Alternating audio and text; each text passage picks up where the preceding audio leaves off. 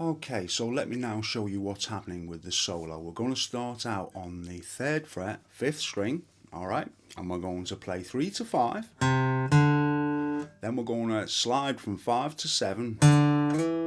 So you've got. Then we're going to go 5, 7 on the 4th string and the 3rd string. Okay, so we've got. Then we play 5, 7 again and slide up to 9, 8 on the 2nd string, 10, back to 8. So you've got.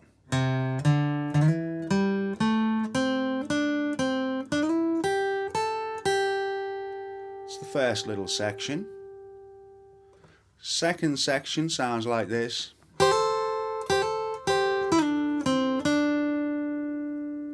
Okay, and all we're doing there is we're playing the bottom 2 strings on the 8th fret, and when we strike them we're hammering that ring finger onto the 10th fret 2nd string, and we do that twice, and then we just play it like that, bottom 2 strings on the 8th fret. Then we go on to the 3rd string, 9th fret, and play from 9 to 7. Then 5, then 7. Okay, so we've got.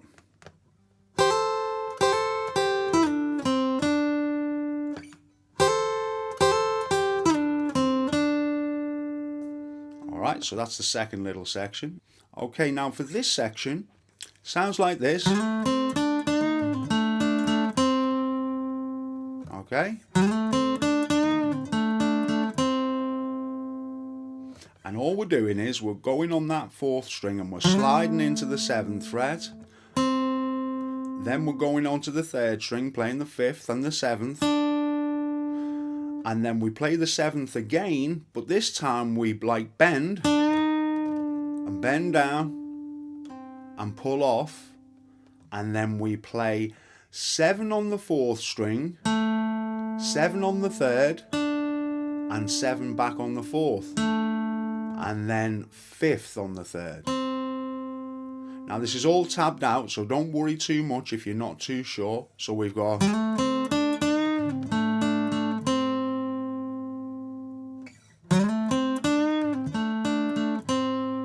Okay, so that's that section. Then we play.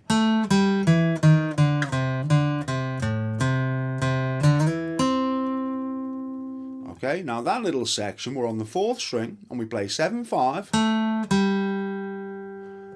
Then we move up onto the 5th string and we play 7, 6, 5, 3, 5, 3. Then we move on to the 6th string and play the 5th fret. And then back onto this 5th string here and we play that twice. And then what we do is we play the 5th. Okay, that's both the 5th string and the 5th fret, and we slide it to the 7th like that, and then we finish on that 3rd string, 5th fret. Alright, so if you put that together, what you should have is.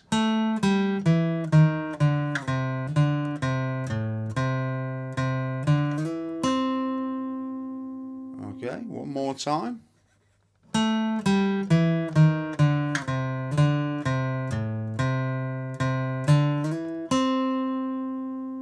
Now what we do, we're going to come onto the 2nd string and we're going to slide up to the 10th fret. Move on to the 1st string, 8th fret. And then we're going to be staying on the 1st string and bending, playing the 11th fret and bending it. Back to the 8th fret, onto the 2nd string 10th fret, back onto the 1st string 8th fret. Okay, so that little passage sounds like that. And then we kind of repeat it in a way. We play,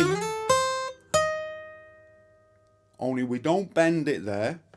So we're going up to the 10th fret, sliding in again, playing the 8th on the 1st string again, the 11th, then the 10th, then the 8th, then onto the 2nd string 10th, back onto the 1st string 8th, back onto the 2nd string 10th, 8th,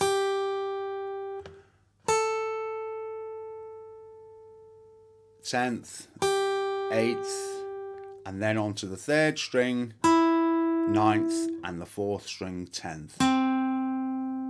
So that whole little passage very slowly.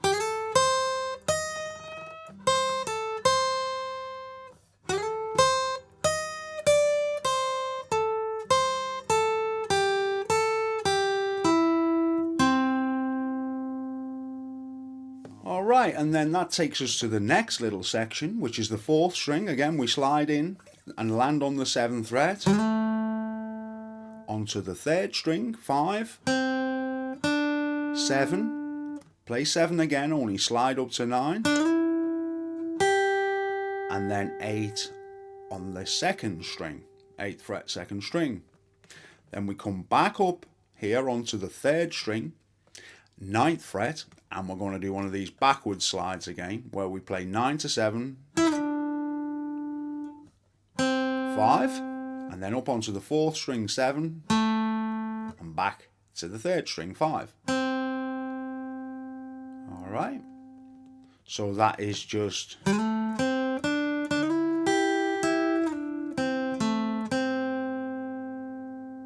then what we're going to do is we're going to put our middle finger on the 10th fret 4th string, and our ring finger is going to be on the 2nd string of the 10th fret. Now what we're going to do is we're going to play the 4th string on the 10th fret and slide them both up to the 12th, but we're just playing the 4th like that.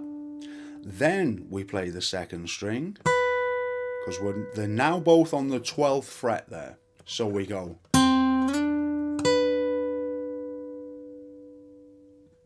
and then we play the 4th again, followed by the 2nd, then 11th fret, 10th fret, 8. So we have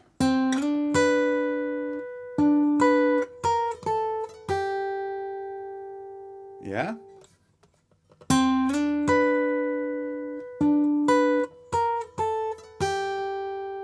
And then we play 8, 10, 8 on the 2nd string. Then we go up to the 11th fret 1st string and bend that.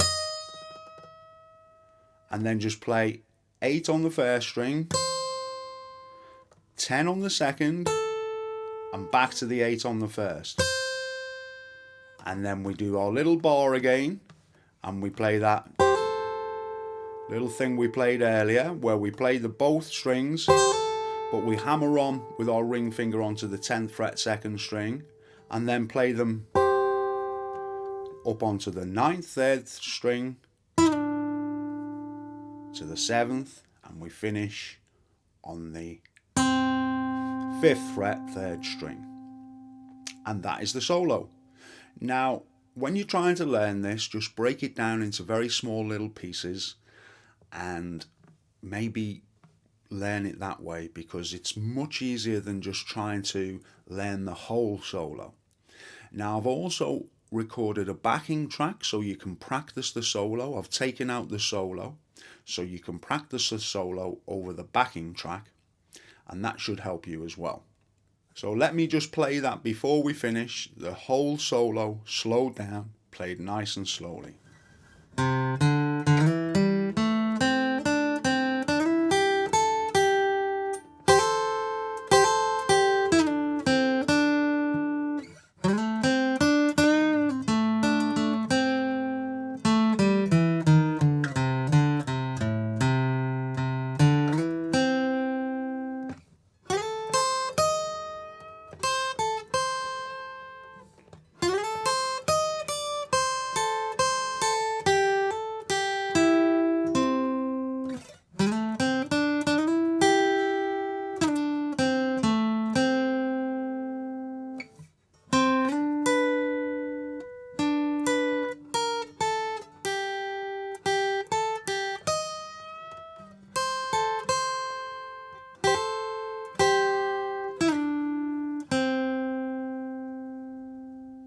Okay, so now for a little bit of bonus material for anybody who's kind of interested in the production side of things. So what you will have probably noticed on the backing track there is that there's almost like a 12-string guitar sound going on. Yeah, with all those drop downs and walk-ins and walk downs and everything like that. And because I haven't got a 12-string guitar, I've had to try and emulate one. Now, on the original track, Eric Clapton plays a 12-string guitar and Andy Fairweather Lowe plays a 6-string guitar. So like I say, I wanted to try and emulate that 12-string sound, and the only way you can really do that is by sticking a set of Nashville strings on an additional guitar. So what you do then is you record the rhythm guitar on a standard, kind of tuned guitar, and then you've got to try and play that rhythm exactly the same on the Nashville strung guitar. And then if you combine them both together, you should end up with something that sounds a little bit like a 12-string guitar. Now, if you listen to this, you'll see what I mean. It sounds completely different. Okay, because that's Nashville tuned. Now, they're still the same. We've got an E, a B, a G, a D, an A, and an E. Okay? Don't try and do this with standard strings because you'll just break them. You need a special set of Nashville strings, really. So if you listen to me try and play a little bit of Alberta on this, it's going to sound very different. It sounds more like this.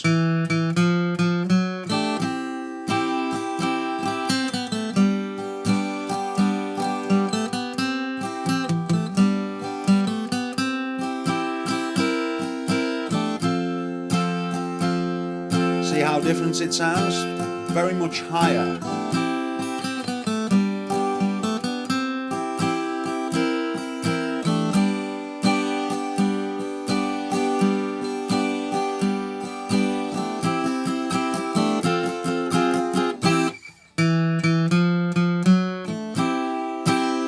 So that's how I've kind of captured that sound.